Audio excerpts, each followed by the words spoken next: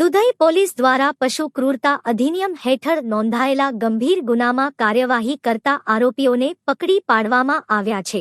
Border range ભુજના police મહાનિરીક્ષક Chirag કોડિયા તથા પૂર્વ કચ્છ પોલીસ અધિક્ષક સાગર બાગમારના માર્ગદર્શન હેઠળ અને અંજાર વિભાગના નાયબ પોલીસ અધિક્ષક મુકેશ ચૌધરીના માર્ગદર્શન મુજબ આ કામગીરી હાથ ધરવામાં આવી હતી. દુધઈ પોલીસ સ્ટેશનના પીઆઈ એમ.બી. ડોડિયાના નેતૃત્વમાં ટેકનિકલ સર્વેલન્સ અને હ્યુમન સોર્સના આધારે અંજારના 5 આરોપીઓ ભચલશાહ ઉર્ફે બચ્ચનશાહ પઠાઈશાહ શેખ, ઓસમાનશાહ ઇબ્રાહીમશાહ શેખ, ગુલામશાહ ઉર્ફે ડાડો જાનમામદ શેખ, અકબર ઓસમાણ સૈયદ અને મયુદ્દીન ઉર્ફે અસલમ હાકમશાહ શેખને શોધી કાઢવામાં આવ્યા હતા. આ સાથે ગુનામાં વપરાયેલ હથિયાર કબજે કરવામાં આવ્યું છે તેમજ ટાટા ટ્રક, ક્રેટા ગાડી અને એસેન્ટ કાર સહિત કુલ 23,50,000નો મુદ્દામાલ કબજે કરવામાં આવ્યો છે. પોલીસ દ્વારા આરોપીઓ વિરુદ્ધ સંબંધિત કલમો હેઠળ ગુનો નોંધી આગળની કાર્યવાહી હાથ ધરવામાં આવી રહી છે.